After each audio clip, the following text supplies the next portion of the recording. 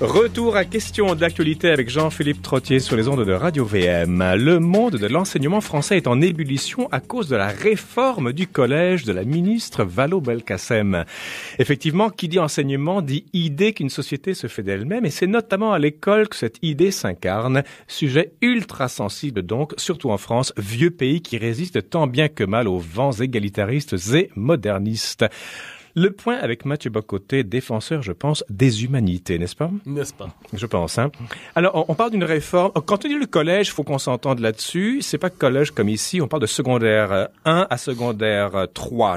3 secondaire 4, hein. Oui, ben en fait, on peut dire que c'est le deuxième versant de l'éducation, ou dans l'éducation secondaire. L'essentiel étant, bien évidemment, parce que ça dépasse la simple question du collège, c'est toute la philosophie de l'enseignement qui est en débat en ce moment. Comment je peux dire ça? Ce sont des débats qui traînent depuis des années autour du pédagogisme, autour de la repentance historique, autour de la conception de l'enseignement, autour de la méritocratie, autour du sens de l'excellence scolaire. Tous ces débats qui étaient, on pourrait dire, relativement dispersés ces dernières années, remontent à la surface autour d'une querelle politique principale qui les synthétise. Et en ce moment, c'est celle, donc, justement, de la réforme des programmes, mais aussi, à travers ça, le procès d'une certaine pédagogie qui exaspère un nombre croissant de la population. Avec une novlangue, avec des termes que les pédagogues adorent utiliser, que personne ne comprend. Je n'ai pas le souvenir exact des formules, mais par exemple, plutôt que de dire nager, les pédagogues vont dire se déplacer de manière horizontale dans un milieu aquatique uniforme. Ça fait un peu les femmes savantes ou les précieuses ridicules dans Molière. C'est d'une débilité sans nom. Or, des formules comme celle-là, elles sont nombreuses dans la présentation de ces réformes.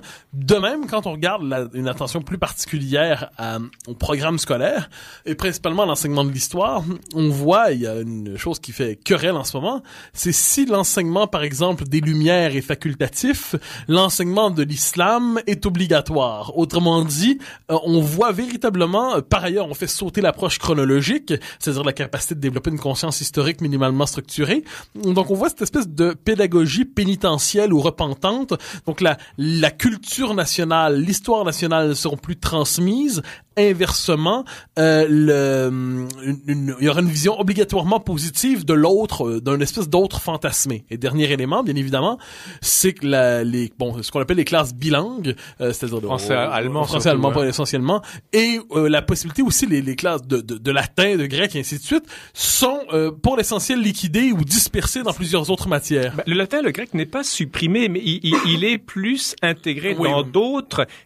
Sa part diminue, c'est juste, mais il n'est pas supprimé. Alors là, il y a toute la querelle en ce moment de savoir jusqu'où, autrement dit, cette diminution va. À certains moments, on a parlé de la possibilité d'une suppression, faut pas se tromper. Mais ce qui n'est pas le cas.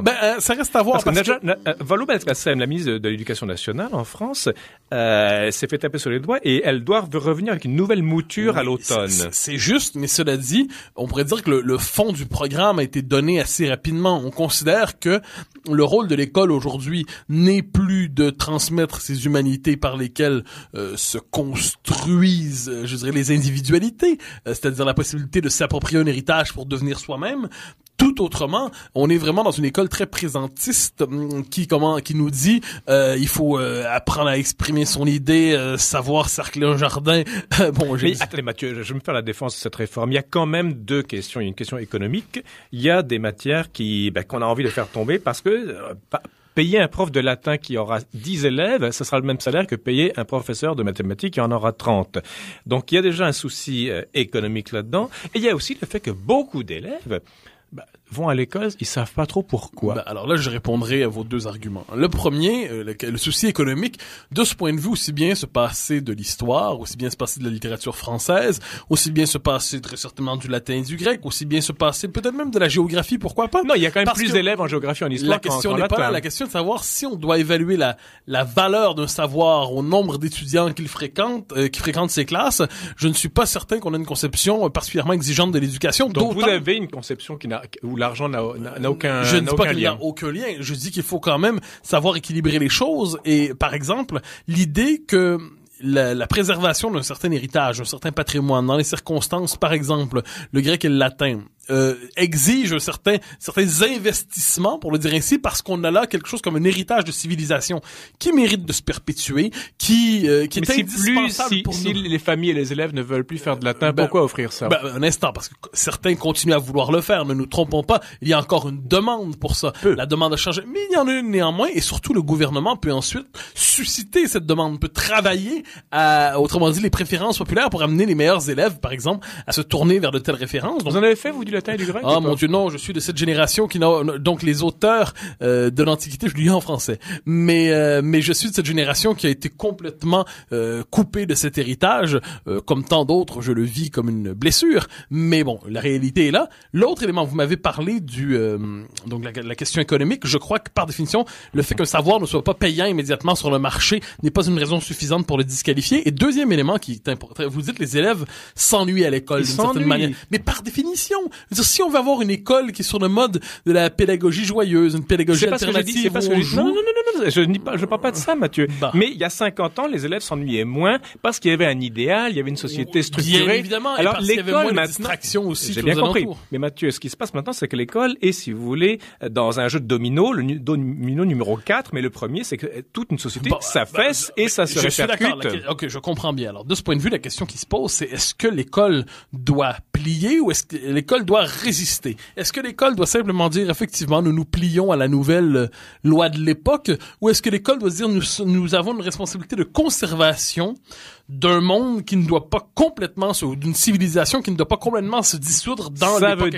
veut dire impliquer les élèves, les professeurs, les parents d'élèves qui, eux, se défaussent sur les professeurs de leur manquement face à leurs propres enfants, à une atmosphère générale. C'est une résistance qui est extrêmement dure. Sans aucun doute. Mais le pouvoir politique, à certains moments, ne doit pas simplement plier sous les nouvelles mœurs, mais doit conserver certains éléments de civilisation, malgré, je dirais, les humeurs du moment. Oui, mais je reviens à cet élément. Par ailleurs, vous noterez qu'il y a une très grande résistance en France en ce moment par rapport devant les réformes de Najat Vallaud-Belkacem, et cette résistance, c'est celle des professeurs, c'est celle évidemment des intellectuels, d'une certaine droite, mais aussi d'une certaine gauche. Donc on est devant ce genre d'enjeux comment on pourrait dire, de ces enjeux qui font éclater la division classique, en fait qui font éclater des divisions artificielles. Êtes-vous de gauche, êtes-vous de droite? C'est la question la plus ennuyante qui soit. Et donc je vous la poserai jamais si je comprends bien. Vous pouvez bien me la poser, mais j'y répondrai de manière un peu plus complexe. Mais donc êtes-vous de gauche, êtes-vous de droite? C'est pas la question en ce moment, c'est le rapport à l'héritage qui se pose. Et notez que c'est la transposition sur le plan de l'école, de cette grande querelle qui traverse notre époque. Le rapport entre la mondialisation et l'enracinement, entre la souveraineté nationale et la volonté de la dissoudre dans les nouvelles organisations transnationales.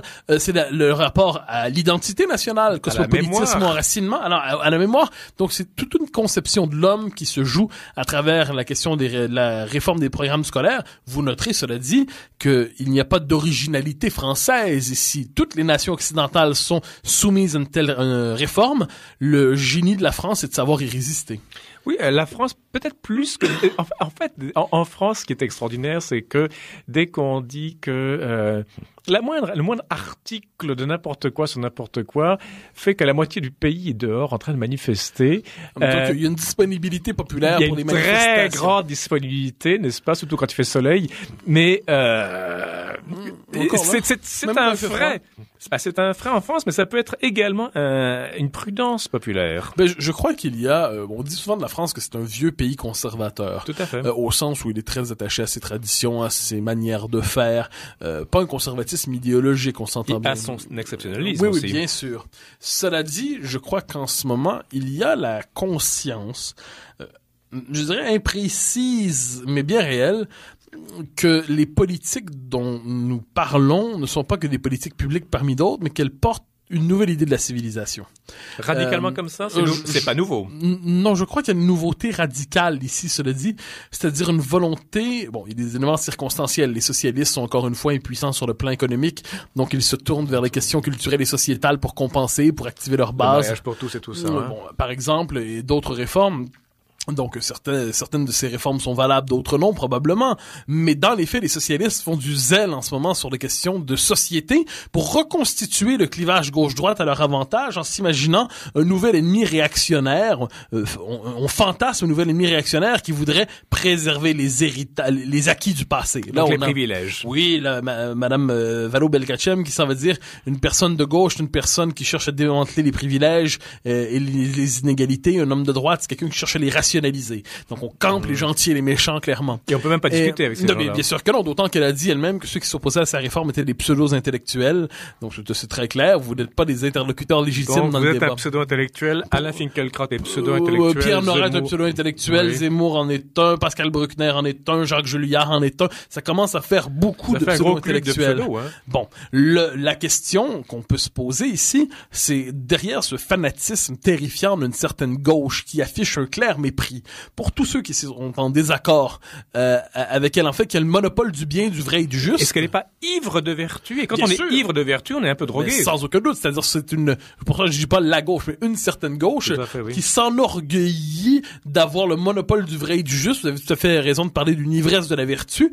Eh bien, quand elle est dans cette position, le contradicteur est soit un salaud, c'est-à-dire quelqu'un qui veut maintenir les privilèges, soit un idiot, quelqu'un qui ne comprend pas qu'on veut faire son bien, ou peut-être un collaborateur, un mercenaire qui, pour conserver quelques avantages, décide de collaborer à un système odieux. C'est extraordinaire, Mathieu Bocoté, c'est que le XXe siècle est riche, les os aussi, mais le XXe siècle est le plus proche de nous, et puis il y a eu des manifestations monstrueuses de cet esprit-là, et on semble pas avoir appris des leçons du passé, ce qui est un argument en faveur de votre conservatisme, Mathieu.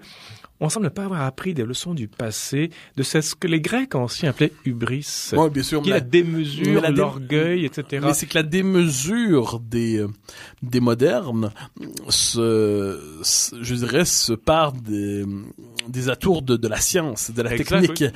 C'est même pas moi qui le veux, c'est les statistiques qui me l'apprennent. Il faut aller aussi loin que ce qu'on croit être la science ou les possibilités techniques ou technologiques nous le permettent. Oui. Donc, l'esprit de démesure, la notion même de démesure n'est plus pensée, d'autant qu'on accusera ceux qui s'inquiètent de cette démesure d'être des esprits petits repliés sur repliés sur la part la plus mauvaise de l'être humain. Donc il y a et dans le progressisme est caractéristique de ça. Le progressisme nous dit la société parfaite est possible pour peu qu'on la veuille vraiment. Ce qui veut dire que si vous ne participez pas à ma lutte, vous ne la voulez pas, et si vous opposez à la société parfaite, vous souhaitez l'avilissement du genre humain, son aliénation, donc pourquoi ferais-je affaire avec quelqu'un qui conspire ouvertement contre le bien humain? Mais ce qui est intéressant, Mathieu Bocoté, c'est que dans alors on va être pour le progrès, on va être pour la vertu, ce faisant, on déracine de plus en plus de certaines réalités.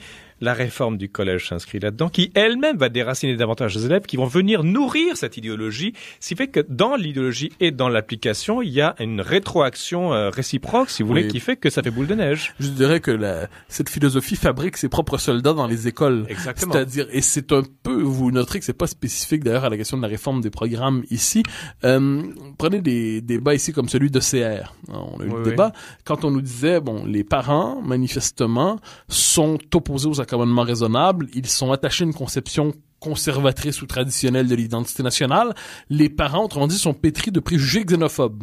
Mais avec l'école, on peut opérer une révolution des mentalités, on peut fabriquer un nouveau peuple. Voilà, une forme de réingénierie identitaire. On va fabriquer un nouveau peuple, on va inculquer aux enfants les valeurs qu'on a peiné à inculquer aux parents. Moi, je vois ça, et je ne peux m'empêcher d'y voir une tentation autoritaire, ou peut-être même autre chose encore pire. Cette idée qu'on doit fabriquer, c'est quand même fou.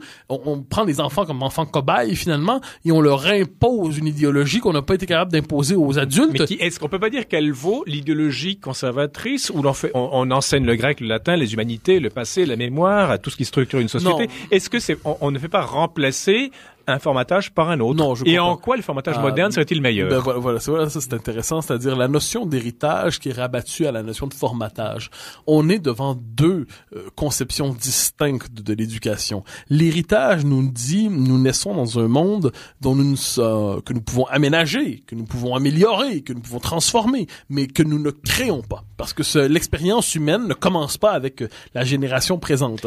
Donc ceux d'aujourd'hui, Mathieu Bocoté, vont se réclamer de la nature vierge, du bon sauvage, voilà, de l'homme non pollué. Mais c'est aussi un héritage. Non, mais ça, un instant. Ça, je dirais, on peut jouer avec les mots, mais c'est la tradition, je dirais, c'est la tradition de l'anti-tradition, ou c'est l'héritage de l'anti-héritage. C'est un rousseauisme facile, parce que Rousseau lui-même ne se laisse pas réduire à cette caricature, mais c'est un rousseauisme facile qui consiste à dire c'est une tradition, effectivement, présente dans la pensée occidentale, mais je dirais à la manière d'une pathologie à bien des égards, qui consiste à nous dire que ce n'est pas en s'ouvrant à la culture que l'homme s'éduque, mais c'est en se délivrant de la culture, en se délivrant de l'empreinte de la culture, en se délivrant du poids de la culture et de l'héritage qu'il pourra révéler sa propre vérité, mais son authenticité. Mais cette culture est elle-même fondée sur des rapports de force, évidemment. Mais on a ça c'est du bourdieusisme facile.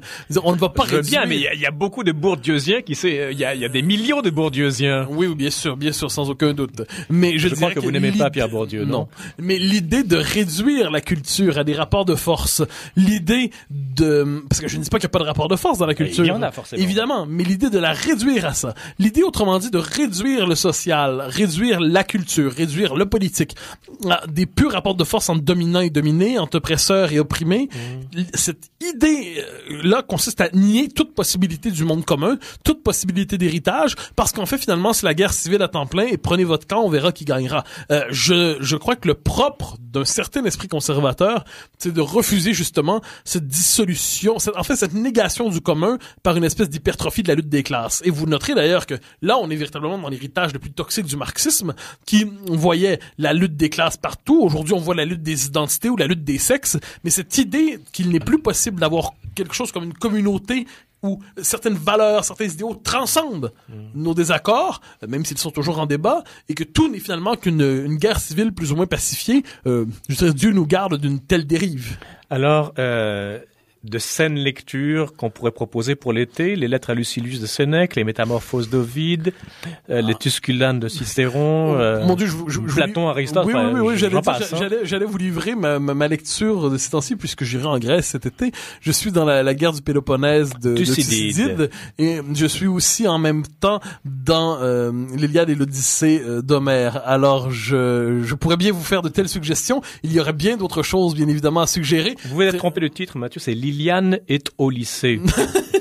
C'est pas Liliane. Vous faites votre snob, là, mais c'est Liliane est au lycée. Je crois que ce sont les nouvelles références propres à la nouvelle pédagogie. Mais mon Dieu, ce serait intéressant, cela dit, de faire une liste de ces livres indispensables et ouvrons nous-mêmes à des classiques plus récents qui n'appartiennent pas aux humanités. Trottier, par exemple, c'est extraordinaire. Quel écrivain extraordinaire. Mais imaginons, les mémoires d'outre-tombe de Chateaubriand. Ça vaut quand même la lecture, mais c'est passionnant. Les réflexions sur la Révolution en France d'Edmund Burke, dont j'ai recommencé la lecture il y a quelques jours. On pourrait multiplier ces œuvres qui viennent d'une autre époque. Je veux qu'on retourne à la Grèce et à la Rome antique. Vous avez été sevré, vous n'avez pas été exposé au grec et au latin. Ah non, ça c'est l'objet d'une conquête personnelle dans mon cas, c'est-à-dire cette culture dont je n'ai finalement que des fragments, elle est l'objet d'une conquête personnelle, comme c'est le cas de tous les gens de notre génération, faut pas se tromper, qui se sont retrouvés dans une école où ils n'étaient pas du tout mis en contact avec ces œuvres-là. Donc oui, bien sûr, j'ai dit Thucydide, j'ai dit Homère, on pourrait vous avez évoqué Sénèque, on pourrait très certainement aussi Plutarque, bien évidemment. Ah oui, Lévi des Césars, lui. Pardon? C'est pas Lévi des Césars, lui, ou c'est oui, ça?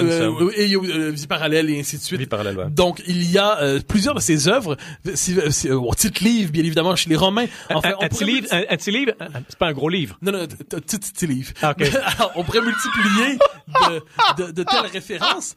Et je noterais, soit dit en passant, que par exemple, un mot sur Machiavel, un Machiavel qui renouvelle complètement la conception de la liberté politique à l'aube de la modernité. Bon, eh bien, Machiavel, c'est en se tournant vers les anciens et vers Tite-Livre qu'il se fait professeur de liberté politique. Donc, on trouve encore à s'instruire en se tournant vers des classiques. Vous avez fini de nous en spotter un petit peu, là? Non, pas du tout. Pas du tout. Alors, vous revenez dans une semaine avec pour plaisir. continuer sur ce vice. Avec grand plaisir. Merci beaucoup, Mathieu.